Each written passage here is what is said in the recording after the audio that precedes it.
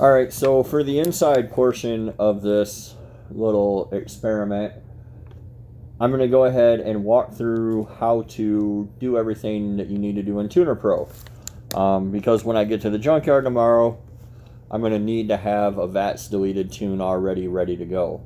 Because I'm not going to tote my laptop out into the junkyard. And then you guys will see this in the middle of the video through the magic of YouTube. Because I'm just like Quentin Tarantino now.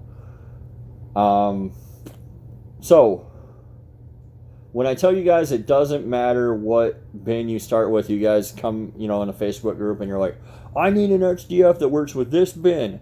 No, you need an XDF that does what you need it to do, and then a bin that matches it. So, all my folders, all my bins go into my download folder on my phone. My phone is hooked up via USB to my laptop.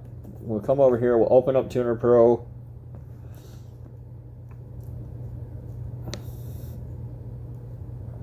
That's weird, it didn't prompt me. Usually it prompts me to... I'm going to select XDF. I believe it's in my documents file, Tuner Pro file. I think it's in here. Oh, maybe not. I think I re-downloaded this because I reinstalled Windows. So, that's fine. We will go to... I'll do it the way you guys will do it. We'll go to Facebook, to the Driveway Engineer Facebook group. We will go to the file section. There's no way for me to sort this file section out. Like, I can't make any kind of file structure in here, so it's getting kind of cluttered, and it just is what it is.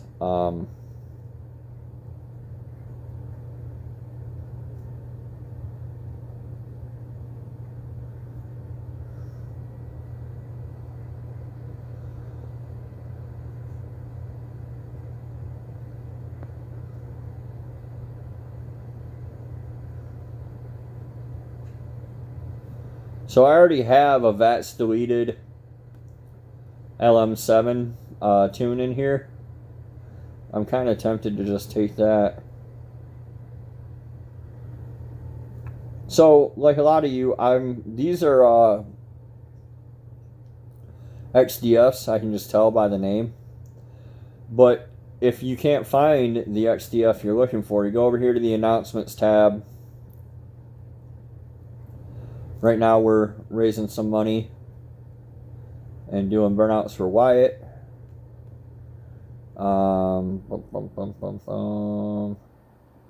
Somewhere in these announcements, there we go, is the link to the Google Drive, which is the way I have it set up for right now in January of 2020.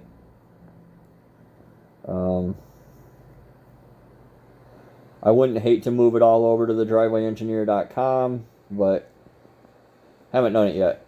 So this 8322 OS is what I encounter the most, what I see the most. So I'm going to download this XDF.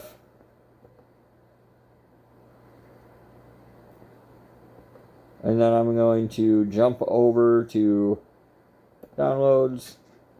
I'm going to Control X that. I'm going to go to Documents, Tuner Profiles. I'm going to put it into bins. Oh, here they are now. Weird.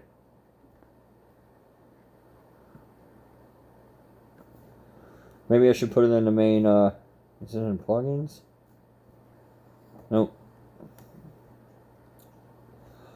I'm just going to put it here in the main folder. So let me see. Select XDF. Documents, Tuner Profiles. There we go.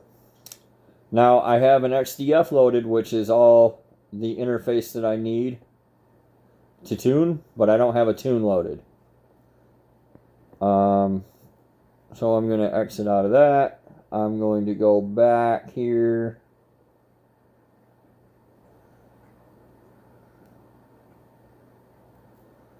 There's a 6 liter. There's a 018322. This is an LM7. I'm going to arbitrarily do an LM7 tune because I'm just going to assume I'm going to find a 5.3 truck. But I might find a 4.8, and that'll be okay too. I'm going to download this. Open up my documents again, or downloads, sorry. I'm going to Control X and cut that out. I'm going to dump it in the bins folder, and it's already there. I'm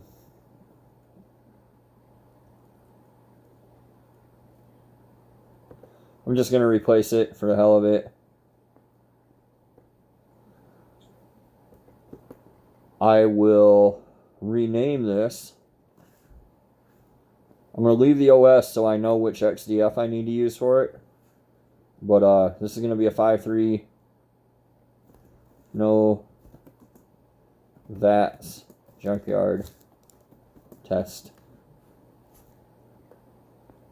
Alright, now that that's there, I can go into Tuner Pro again. File. Open bin. Go into bins. Sort it by date. This is the most recent one. We open that up.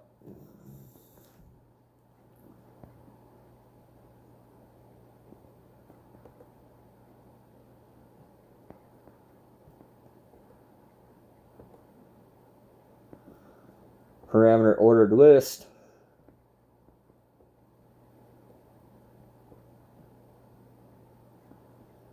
I don't want that. Category. There we go. Parameter category. When you switch to parameter category, you can see VATS right here. You expand that a little bit. Double click this. If you hover over it, it'll tell you right there 0 equals VATS active, 1 equals active via PWM, 2 equals inactive. So we can just put 2, save, file, save bin, and then we can close the bin. So we will open it back up just to verify.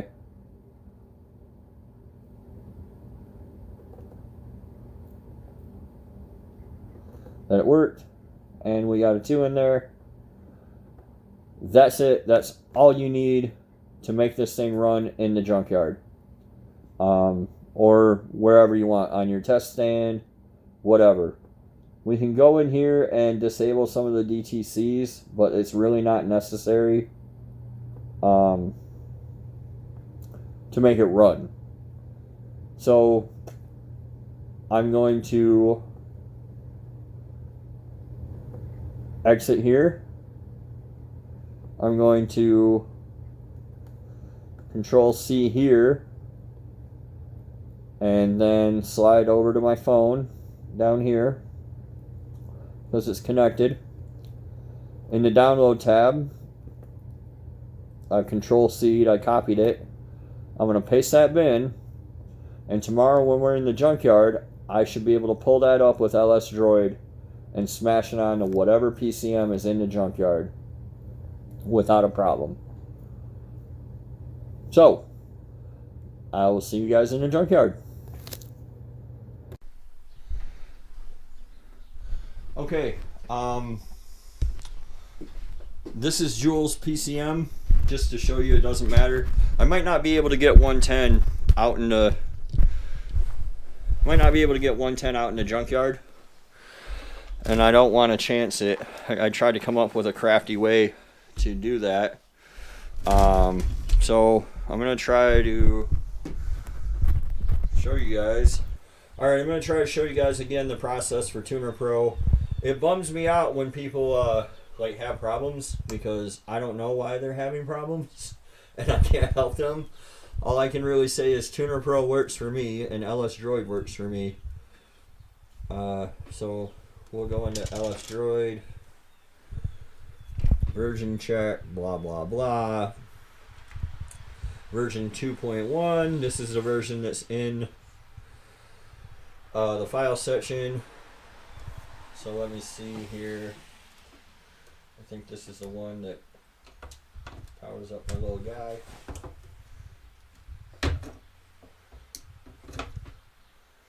Alright, so I got power to my OBD link. We got Bluetooth. We want to write a PCM.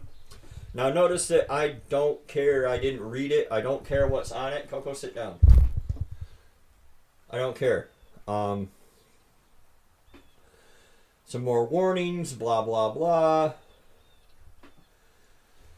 We hit the red button. We hook it up to OBD Link LS. It reads.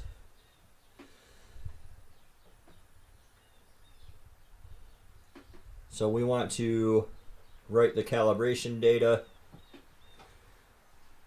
because this is the same OS.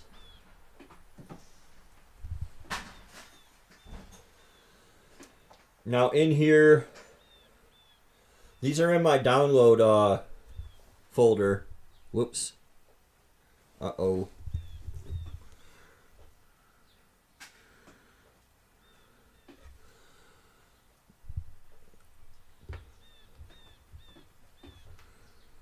There we go. No VATs. Junkyard test.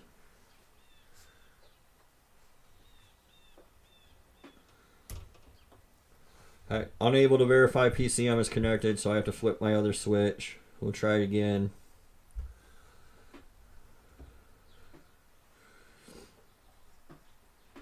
Use this file.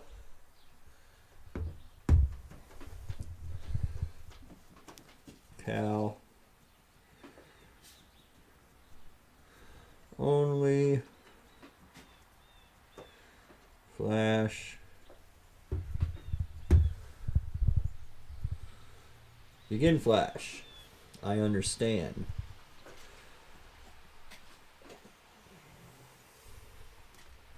Starting process.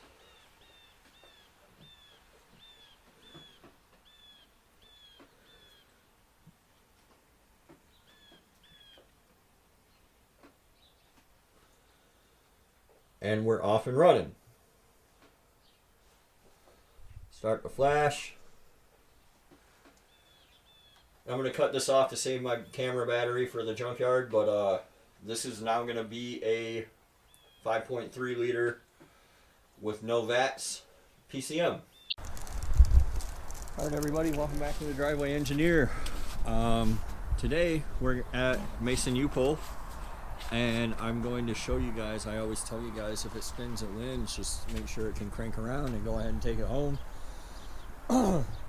And I always get asked, like, how do you know? How are you sure? How can you tell? I really just spin them around twice. If they can go around 2 revolutions and not hit anything, I'll take it home. I'll figure out whatever's wrong with it. Busted stud, collapsed lifter. It's really not that big a deal once you have the bulk of the engine. The other point of this video is to show you guys how to do a standalone harness, or how to wire up. Just use the stock harness.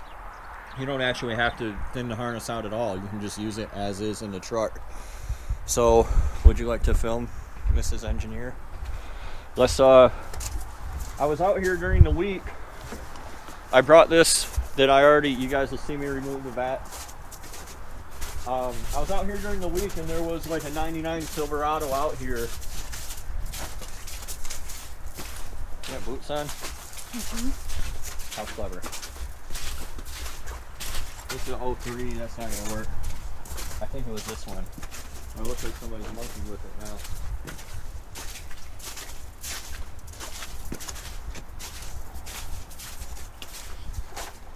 Son of a bitch.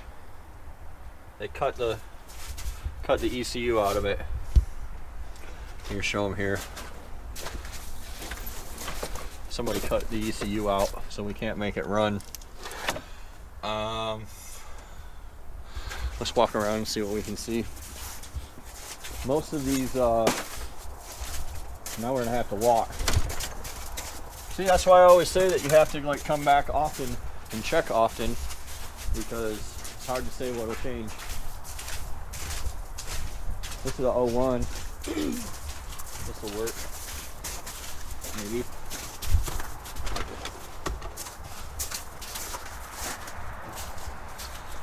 Yeah, this will work. It's not what I wanted, but okay, so this is definitely 100% not staged because this isn't even the one I wanted to use. I wanted to use that other truck. We got our connectors here.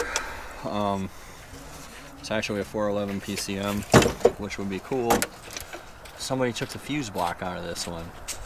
Dirty fuckers. Now I'm gonna go over there and get the fuse block.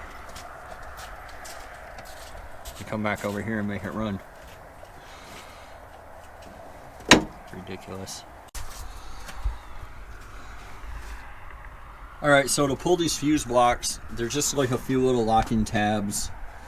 And then you can lift the cover off, and then they lock here, here, and back here, and you can just lift the whole thing out.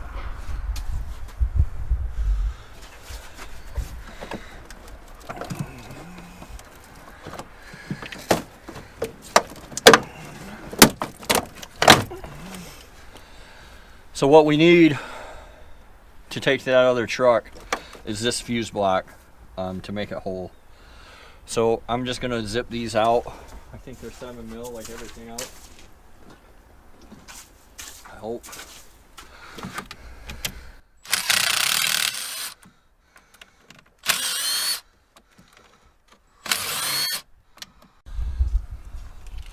All right, so I have that all put back together again.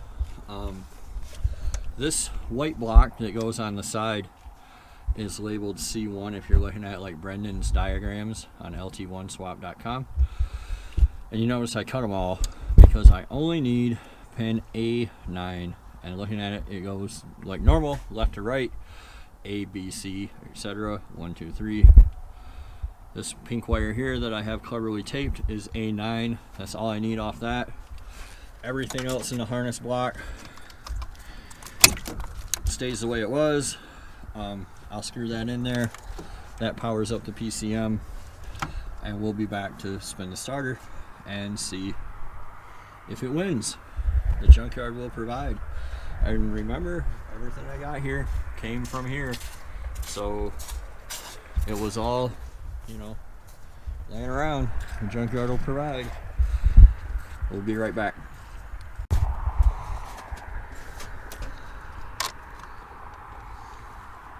Alright, so this is going to be a bit of a bust. This one doesn't spin, and it doesn't win.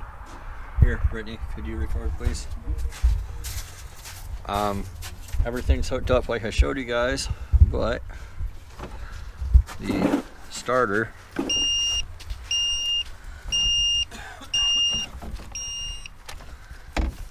won't engage.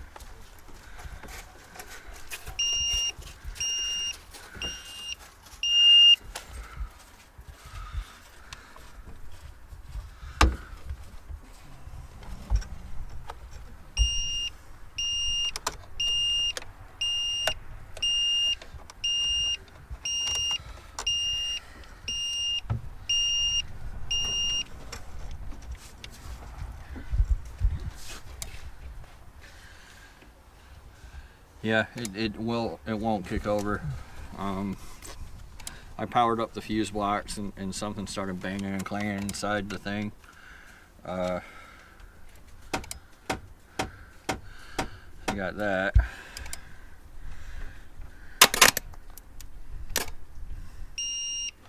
But this one's locked up. So if it spins, it wins, but if it don't spin, it don't win. I guess you leave this one here. That's kind of a bummer, but that's how it goes. I'll go over this with you again real quick, so this video is not a total loss. If you wanted to use this in your swap, you put power here and leave all that alone. Pin A9 right here gets 12 volts and it'll work. That's how you do the standalone deal. I don't know why this one don't run, but It won't. So I guess we know why it's here. I'm going to take Jules' PCM back. Somebody came out here and took the red and blue connectors off this, which is crazy. But yeah, I'm going to take Jules' PCM back. We're going to stroll through the yard and see if we can find a 4L80 or something. I don't know. Here you go, Brittany. Tell the people goodbye. I'm going to say goodbye. Thanks for watching. Sorry this video sucked. It looks like they got a couple clear rows, so I might come back next week and try this again. But that's how you do the standalone harness using this, which is what I would do if I were on a budget. So thanks for watching. We'll see you next time. Bye.